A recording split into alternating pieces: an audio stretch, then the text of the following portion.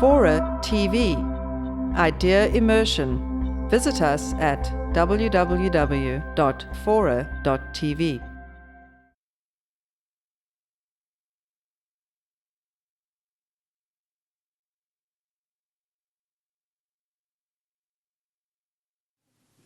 Well, let me say this. My views on the war in Iraq have not changed. I testified to this, and I said that I understood the why of the war, because Saddam Hussein was all the things that President Bush said he was, and I said all those things myself. I even said them for longer, because I said them for 8 years.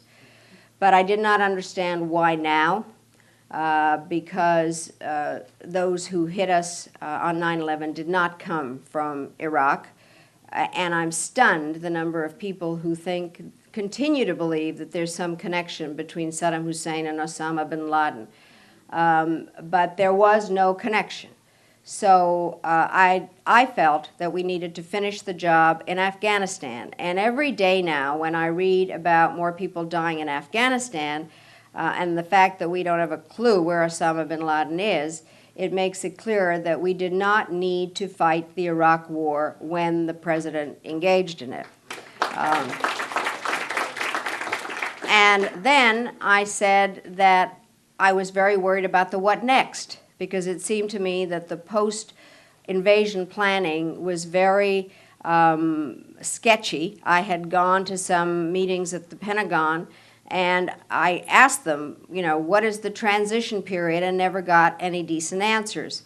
But I felt the following thing, and I felt when I wrote that Iraq was a war of choice, not of necessity, but getting it right was a necessity and not a choice because of the incredible disasters in the region that a failure would bring. I have written in this book that Iraq may well go down in history as the worst disaster in American foreign policy. I would like to be proven wrong because the unintended consequences, and some of them are written from the more positive aspect in that article, are just huge. Now, I am for promoting democracy. I really am. I frankly believe that we're all the same. And that if everybody had a choice, people would want to live under the governments that they choose and be able to get rid of them if they don't like them. So that is something that I think is a universal norm. But they're not, if President Bush thought that Iraq would be the poster boy for democracy, there are not a lot of people that can look at it and say, I want my country to look just like that. So that has not succeeded. I also think that the country at this stage that has gained the most out of the war in Iraq is Iran. That has regained a very large influential role in the region, and we're unclear what to do about it. I also think that what has happened is rather than showing America's might, it has shown the limit of what it is that we can do. The message that comes out of Iraq is the following to the axis of evil, is if you don't have nuclear weapons, you get invaded, and if you do have nuclear weapons, you don't get invaded. We had not invaded the Soviet Union or Russia. We haven't invaded China. So you now see what's happening both in Iran and in North Korea. And finally, I think Iraq has damaged America's moral reputation in ways that will take a very long time to repair.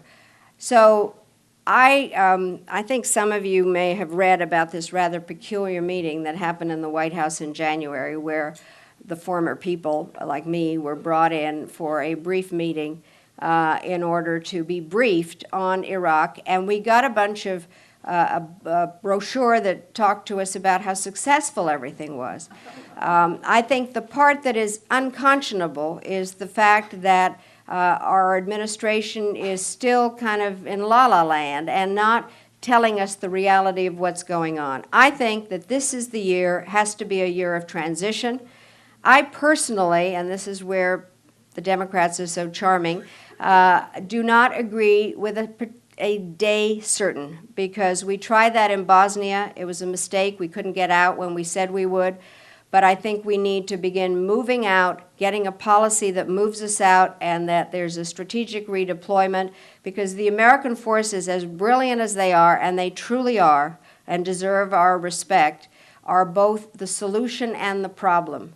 They are there, they help with the security, but they clearly do attract insurgents as a magnet. And Iraq has become a recruiting ground, and I think we have to figure out now how to systematically move out. I think that we should make clear that we will not have any permanent bases in the region. We should establish a contact group of regional countries and others that have an interest in it. We should let other countries bid on the contracts, and we should get other countries to have a stake in what is going on and let the Iraqis begin to run their own country. I am minimally more optimistic this week than I was 2 weeks ago, because they have named this new prime minister. But we have to have a way to leave there in a way that does not leave a more chaotic situation.